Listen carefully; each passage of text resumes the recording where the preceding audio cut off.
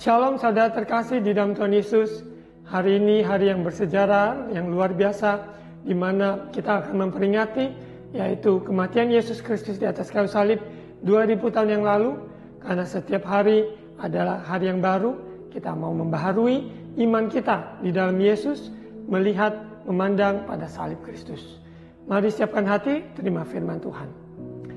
Bapa, kami sungguh bersyukur di mana kami memperingati kematian Yesus di atas kayu salib dan sungguh-sungguh mendalami maknanya dalam kehidupan kami, bahwa kami manusia berdosa yang telah Tuhan ampuni segala dosa kami. Engkau telah pikul segala kutuk, semua hukuman Engkau telah menanggungnya di atas kayu salib. Terima kasih Bapa. Roh Kudus tolong jamah kami, berikan pengertian yang benar, pengertian yang baru, yang segar dalam mengiring Yesus. Terima kasih Bapa. Setiap hari ada hari yang baru, di mana Tuhan kerjakan dalam hidup kami fresh. Dalam nama Yesus, amin. Saudara terkasih dalam Tuhan Yesus, di mana setiap tahun kita memperingati Jumat Agung, kematian Yesus Kristus di atas kayu salib. Biarlah setiap tahun ada pembaharuan iman kita lebih dalam lagi, kedalaman dalam pengertian dan mengubah kehidupan kita. Karena bukan sebuah rutinitas, sebuah hari Jumat Agung yang hanya sekedar sebuah ibadah, tetapi ada perjumpaan dengan Tuhan yang merubah kehidupan kita. Bahwa Yesus mati di atas kayu salib untuk saudara dan saya.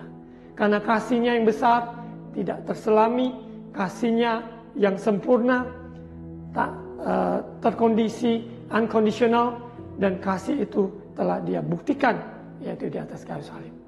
Kita akan melihat dari firman Tuhan yang mungkin kita sering dengar, kita sering baca, tapi biarlah firman Tuhan ini sungguh-sungguh menjadi rema, membangunkan kerohanian kita. Lebih lagi sungguh-sungguh memberikan ruang sepenuhnya untuk Kristus bekerja. Roh-Nya bekerja dalam hidup kita, memproses kita menjadi pengikut Yesus yang sejati, sungguh-sungguh menyangkal diri, memikul salib, dan mengikut Yesus setiap hari. Judul Suara Pembalaan memperingati Jumat Agung yaitu penyerahan total. Total surrender.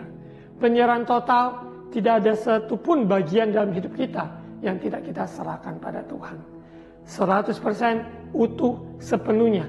Masa lalu kita, hari ini, ke depan, semuanya ada di dalam totalitas sepenuhnya ke dalam Tuhan. Dia yang sanggup menolong, menyertai, dan memulihkan segala keberadaan kita di masa lalu dan yang sedang kita jalani hari ini, dan menatap masa depan dengan penuh keyakinan bahwa Tuhanlah memegang tangan kita. Kita melihat dari Yesus sebagai contoh teladan dalam penyerahan totalnya, dalam melakukan kehendak Bapa sampai Dia mati di atas kayu salib.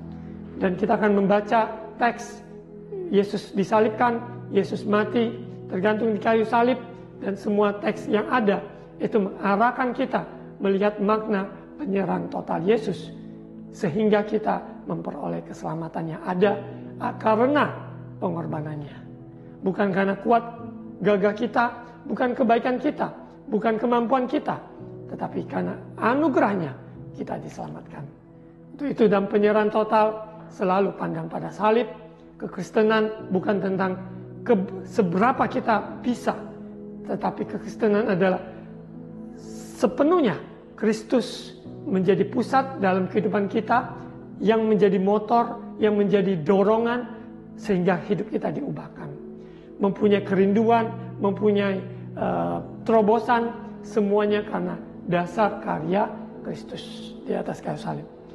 Dalam penyerahan total, dalam kehidupan kita, tidak ada satupun titik, ruang, atau apapun yang kita mengendalikan dengan kekuatan kita. Tapi sepenuhnya kunci.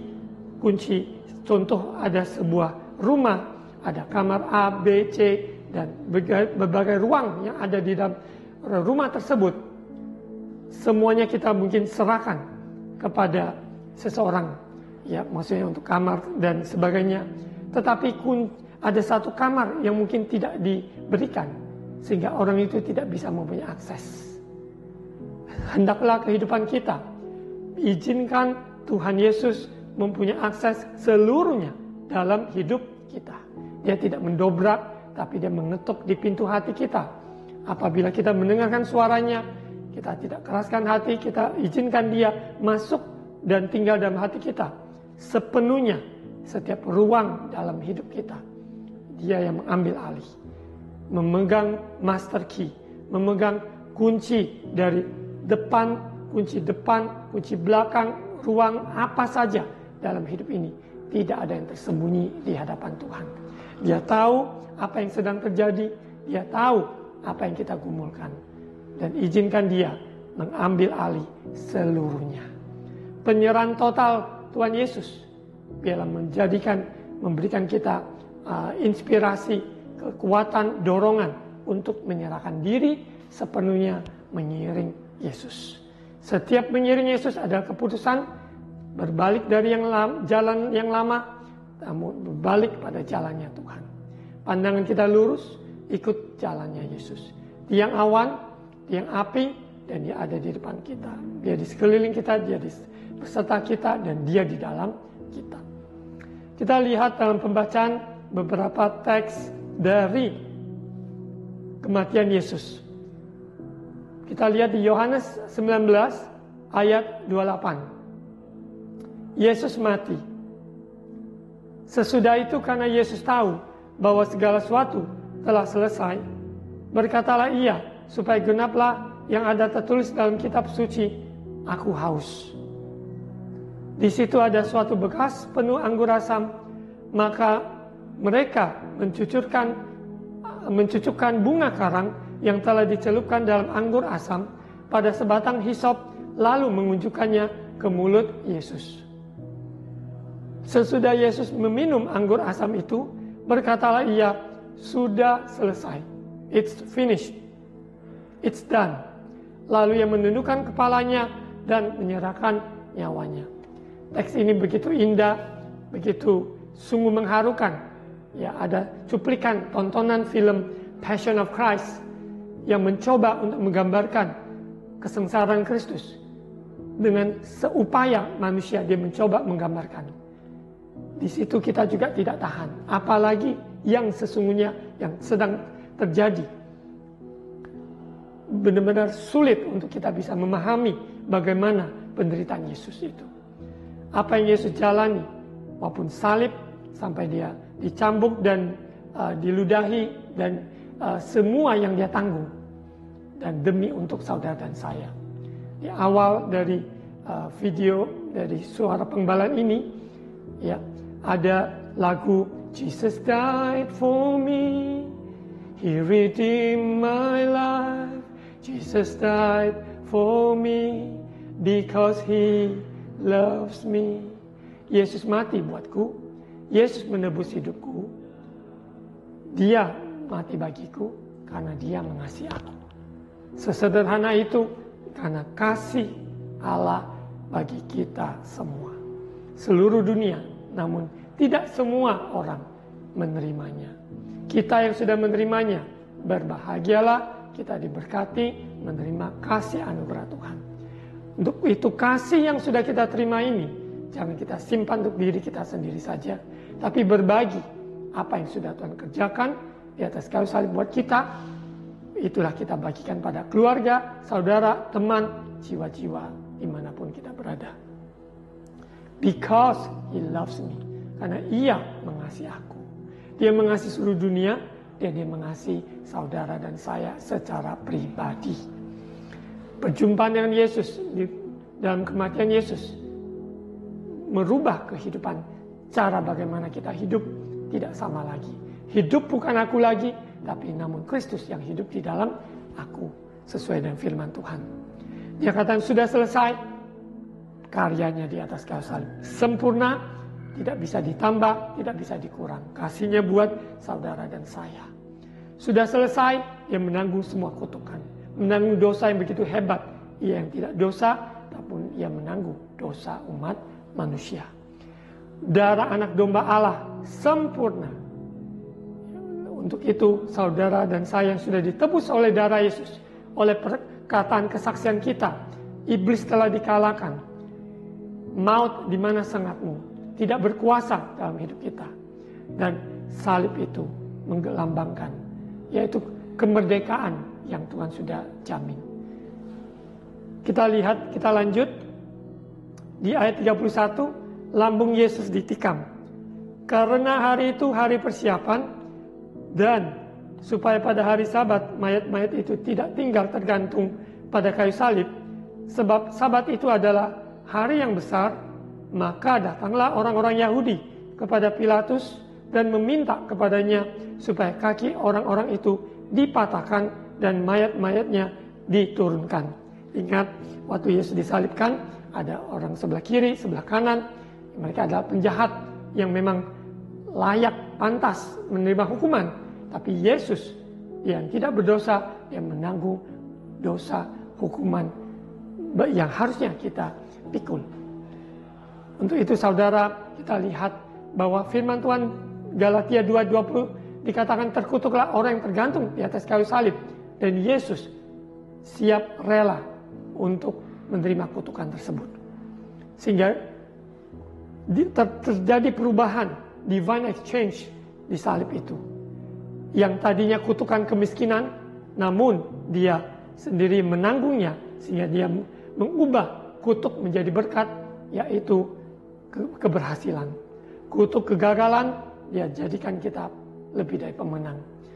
Semua sakit penyakit telah dia tanggung di atas kayu salib.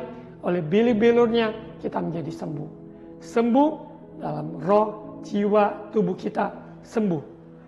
Maupun mental kita sembuh. Banyak orang secara fisik dia sehat, namun banyak sekali mentalnya depresi, mengalami tekanan jiwa. Namun Yesus datang untuk membebaskan. Saudara dalam kondisi yang terpuruk, kesedihan maupun kecewaan, merasa dikhianati, ataupun segala hal yang saudara derita, yaitu kekecewaan, sakit hati, masa lalu, dikhianati dan sebagainya. Kabar baik hari ini, saudara mendengarkan kabar baik ini, saudara terima kasih Allah membalut luka hati yang terluka. Dia membangkitkan semangat yang pudar, dan ia memberikan harapan yang baru. Karena di salib tersebut, Yesus mati di kayu salib, iblis mengira itu adalah kekalahan. Dunia mengira itu adalah kebodohan. Namun di balik salib tersebut ada kemenangan pasti. Ada kemenangan mutlak. Kita lihat, kita lanjutkan pembacaan teks Yesus mati di kayu salib. Ayat 32, jadi ada 3 salib tersebut. Yesus di tengah, ada kiri, ada kanan. Dan kaki yang sebelah kiri, sebelah kanan sudah dipatahkan. Maka datanglah prajurit-prajurit lalu mematahkan kaki orang yang pertama, kaki orang yang lain yang disalibkan bersama-sama dengan Yesus. Tetapi ketika mereka sampai kepada Yesus dan melihat bahwa ia telah mati, mereka tidak mematahkan kakinya.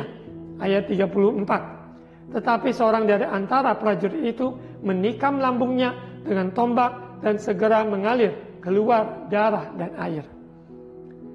Dan orang yang melihat hal itu sendiri yang memberikan kesaksian ini dan kesaksian benar. Dan ia tahu bahwa ia mengatakan kebenaran supaya kamu juga percaya. Saudara, nanti setelah selesai dalam penyampaian firman Tuhan, kita akan siapkan diri masuk dalam perjamuan kudus. Ada nyanyian darah Yesus. Darah Yesus yang mengalir, ya, dari tubuh yang dicambuk, maupun juga dari lambung yang ditikam dan tangan yang terpaku dan sebagainya.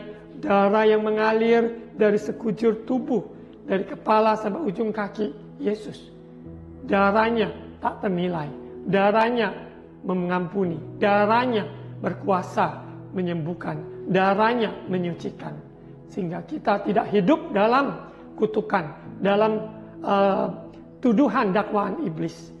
Karena Yesus telah menanggung itu semua. Kita lanjut di ayat 36. Sebab hal itu terjadi supaya genaplah yang tertulis dalam kitab suci, tidak ada tulangnya yang akan dipatahkan.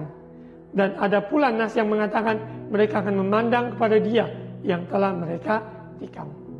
nubuatan Yesus maupun muka yang begitu tidak bisa dilihat lagi di Yesaya 53, dan semua itu digenapi. Yesus rela, Yesus menanggung semua proses tersebut dan dikatakan sudah selesai.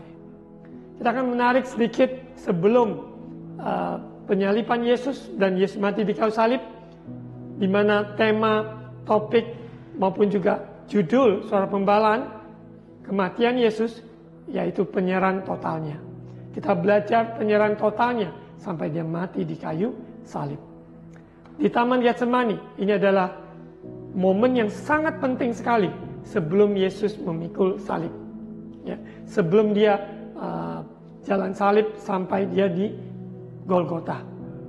Lukas 22 ayat 39, karena penyerahan total tidak bisa tidak membaca perikop Lukas 22 ketika Yesus berdoa dengan sungguh-sungguh di Taman Getsemani.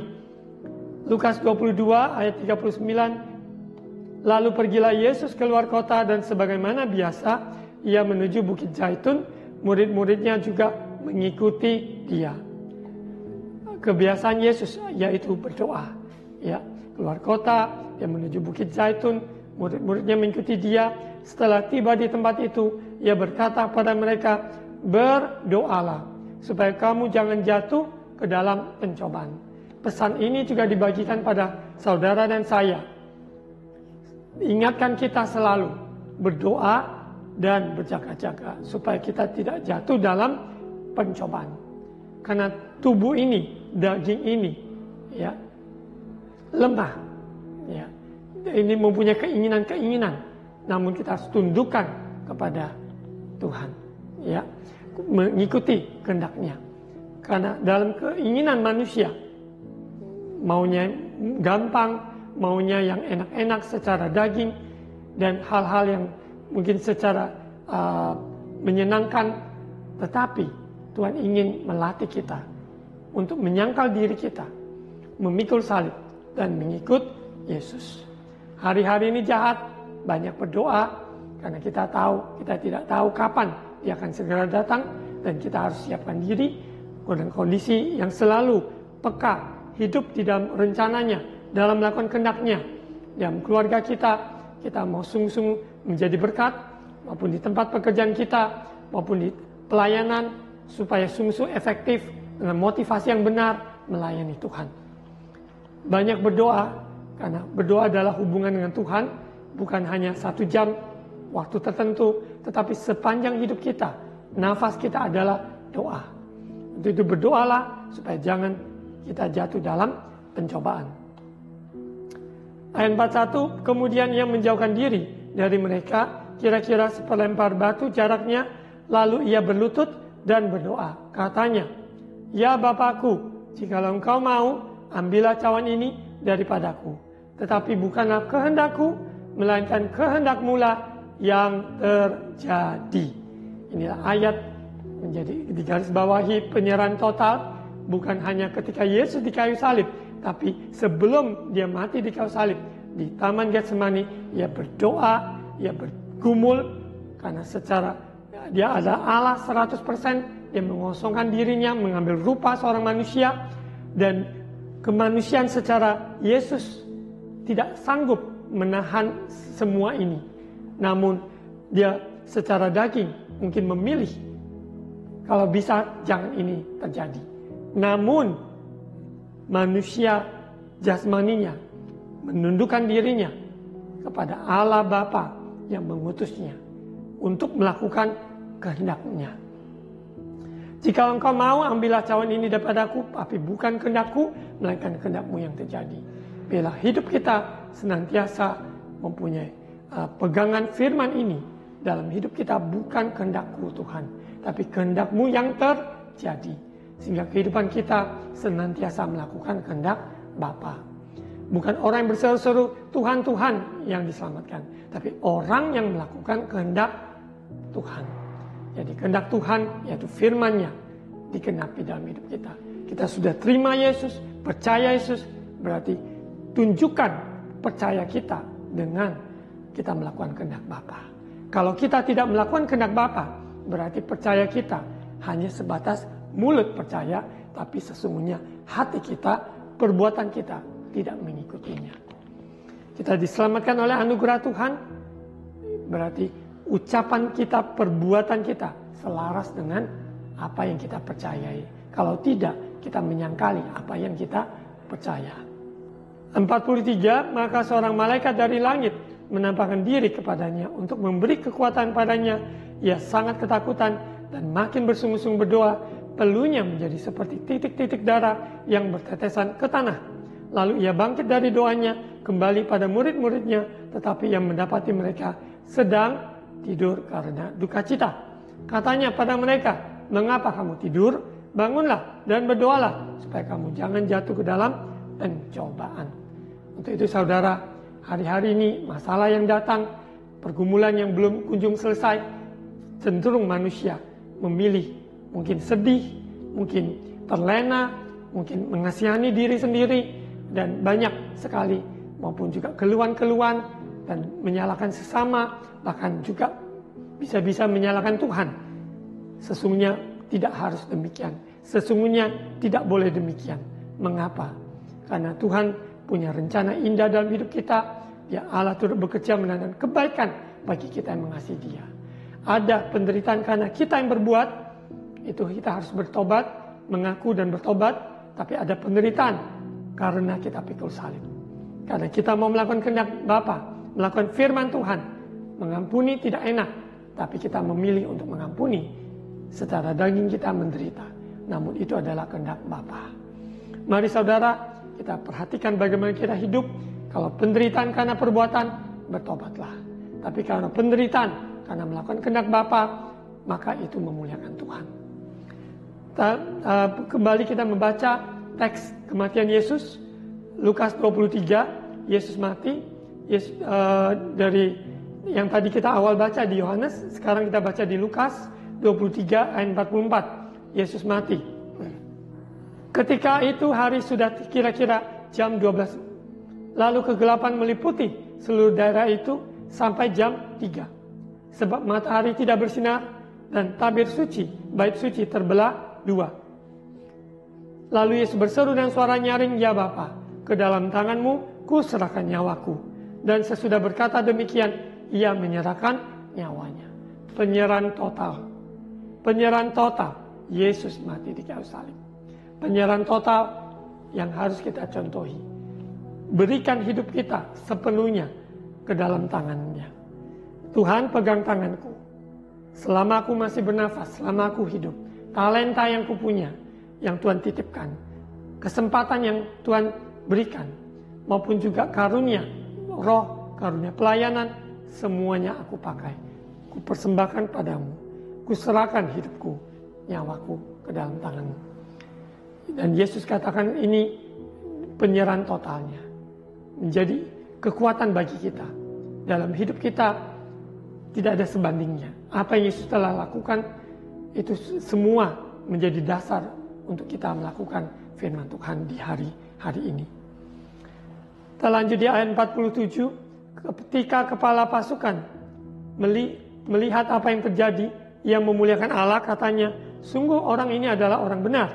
Dan sesudah seluruh orang banyak yang datang berkerumun di situ untuk tontonan itu, melihat apa yang terjadi itu, pulanglah mereka sambil memukul-mukul diri.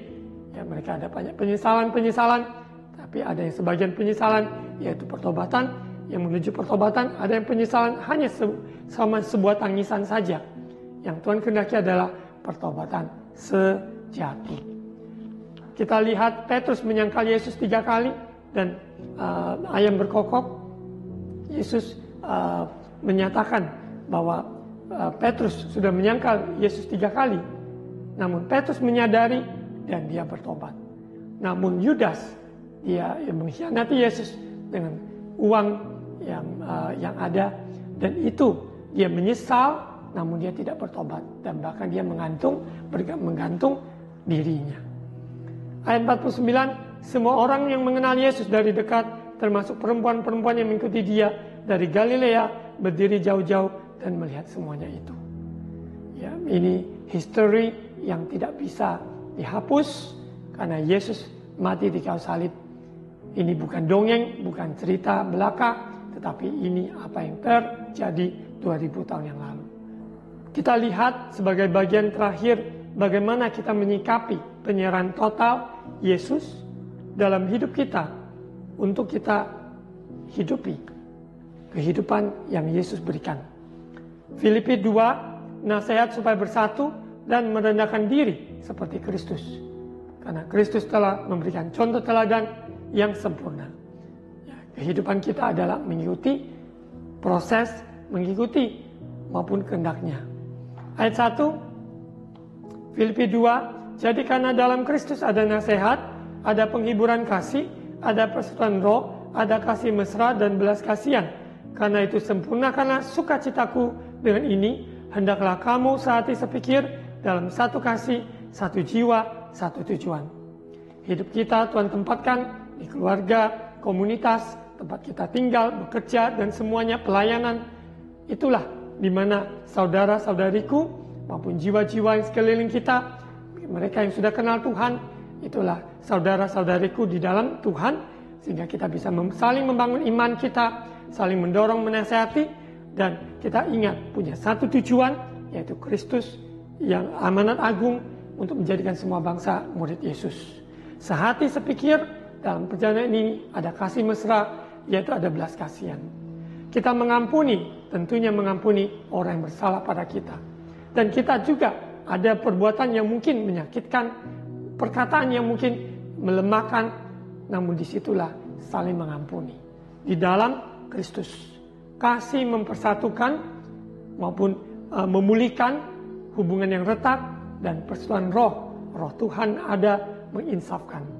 Jadi kita tidak keraskan hati, namun kita sadar diri, dan konviksi yang ada, conviction, maupun menginsafkan kita, sehingga kita menyadari jalan kita yang keliru, supaya kita bisa berbalik. Itu ada hanya di dalam Kristus.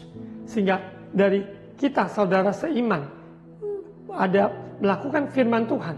Orang-orang yang belum mengenal Tuhan, melihat, dan mereka memuliakan Tuhan.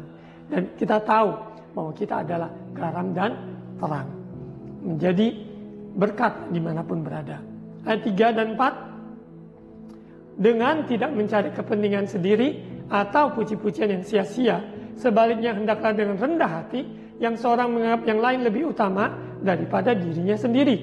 Dan janganlah tiap-tiap orang hanya memperhatikan kepentingannya sendiri, tetapi kepentingan orang lain juga.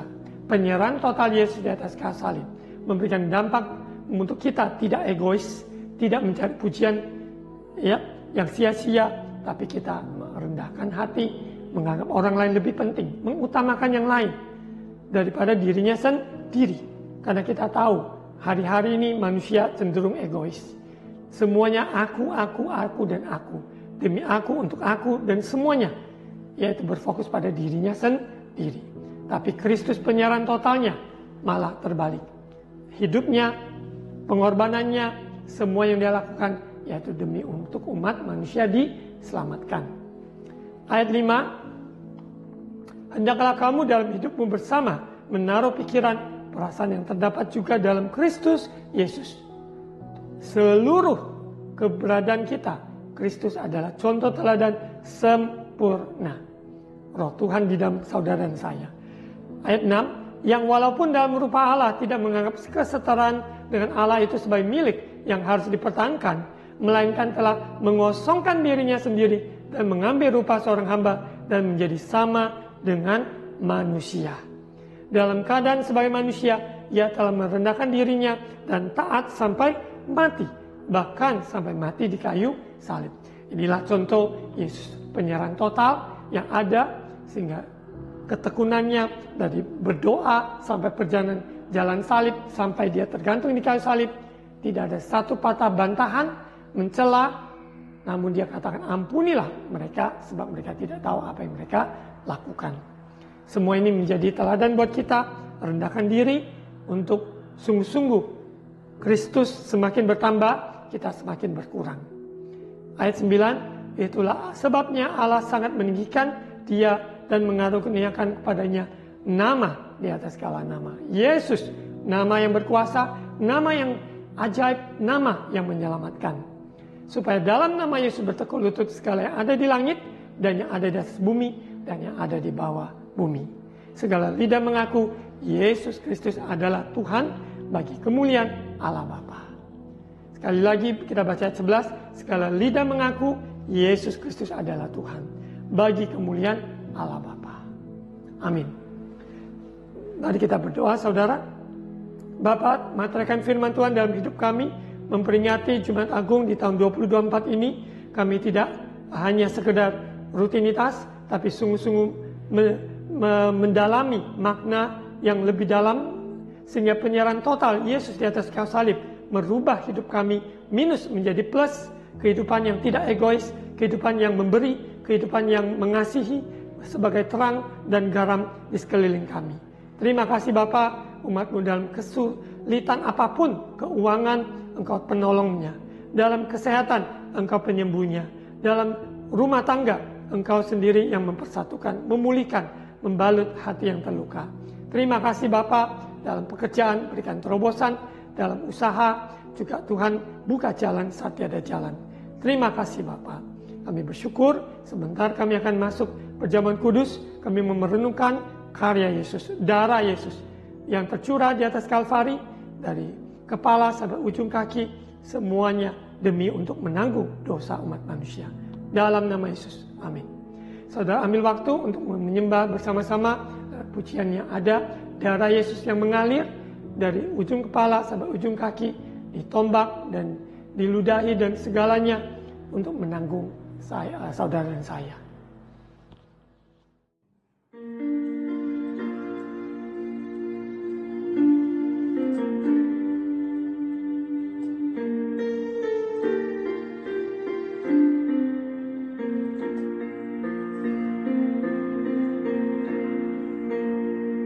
Darah Yesus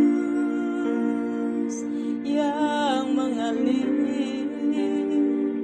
dari tubuh yang dicambuk darah, kepala yang dimahkotai duri darah, tangan dan kaki yang dipaku darah, lambung yang ditusuk tombak darah, darah Yesus, darah Yesus menebus seluruh hidupku dari dosa, menanggung sakit dan kelemahanku, melepaskanku dari kutuk.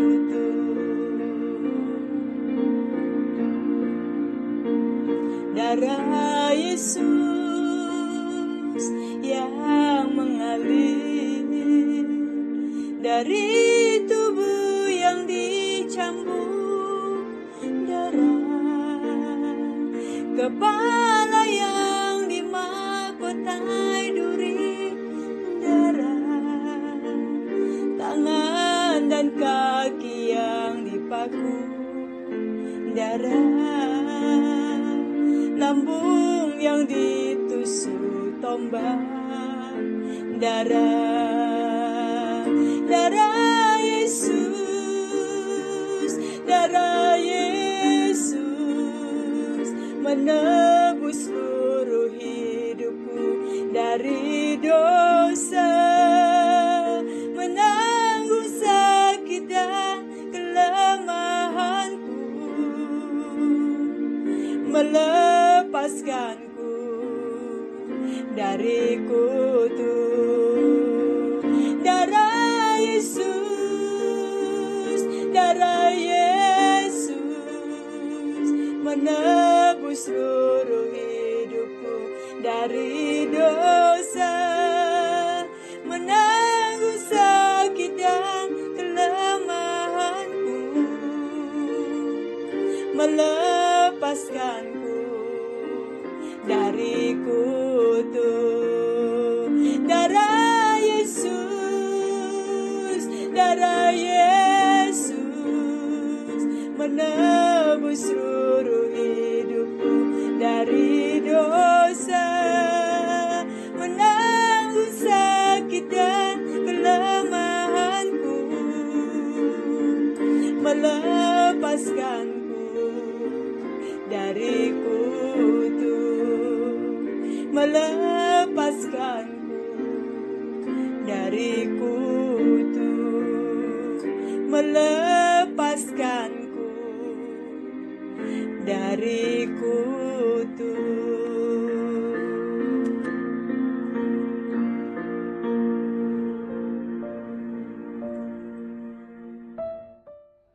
Mari saudara angkat roti tinggi-tinggi.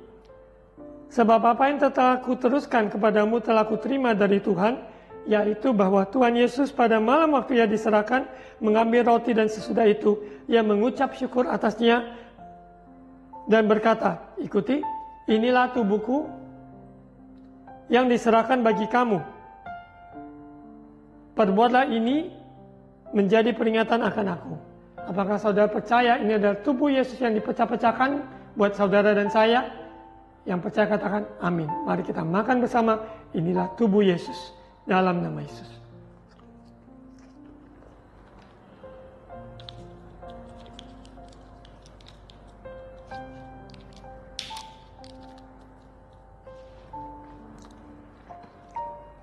Mari kita angkat cawan.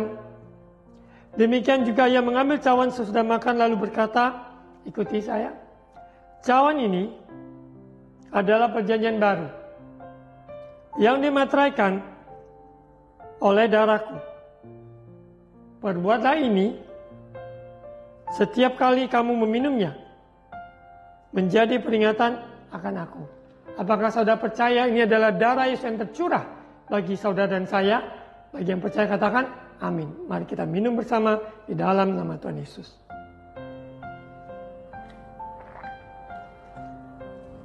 Mari ucapkan syukur. Terima kasih Bapa, terima kasih Tuhan Yesus atas pengorbanan-Mu di atas kayu salib. Terima kasih Bapa, kasih setiamu tak berkesudahan. Darah Yesus yang tercurah telah menanggung semua kutukan apapun. Sehingga kami yang dahulu mati, namun Kau yang bangkitkan kami. Kau memberikan harapan yang baru, kekuatan yang baru, dan sukacita di dalam Kau. Terima kasih Bapa, Kau berkati kami semua, kami sudah terima tubuh dan darah-Mu. Bapa, saat ini kami ucapkan berkat buat pemerintahan kami, buat bangsa negara kami. Kami bersyukur hasil dari KPU yang ada. Biar Tuhan memberkati Bapak Prabowo dan Bapak Gibran dan seluruh jajaran pemerintah yang dibentuk. Tuhan sertai dalam masa transisi sampai pemerintahan yang baru. Kami percaya Tuhan turut bekerja dalam nama Yesus. Diberkati Indonesia. Berkati bangsa-bangsa, berkati juga gereja-gereja Tuhan, yaitu bersatu di dalam tubuh Kristus. Kristus adalah kepala gereja. Biarlah kami saling melengkapi, mempersiapkan umat Tuhan untuk menjadi dewasa di dalam Tuhan. Di dalam nama Yesus. Amin. Mari angkat tangan, saudara. Terimalah ucapan berkat imam. Tuhan memberkati engkau dan melindungi engkau. Tuhan menyinari engkau dan wajahnya dan memberi engkau kasih karunia. Tuhan menghadapkan wajahnya padamu dan memberi engkau damai sejahtera. Terimalah berkat kasih karunia dari Allah Bapa, cinta kasih dari Tuhan Yesus, persekutuan Allah Roh Kudus menyertai kita semua hari ini sampai Maranatha, Yesus datang kembali. Di dalam nama Tuhan Yesus. Amin. Saudara, di dalam Tuhan Yesus yang terlibat, yang mengambil bagian dalam gerakan doa puasa 40 hari, besok hari Sabtu, tanggal 30 Maret, hari terakhir, jam 6 sore, yaitu penutupan doa puasa. Jadi saudara terkasih, Tuhan memberikan saudara terobosan, kekuatan, kemenangan, dan dengan sukacita menyambut Paskah di hari Minggu, ibadah Paskah dimanapun saudara berada. Tuhan Yesus memberkati.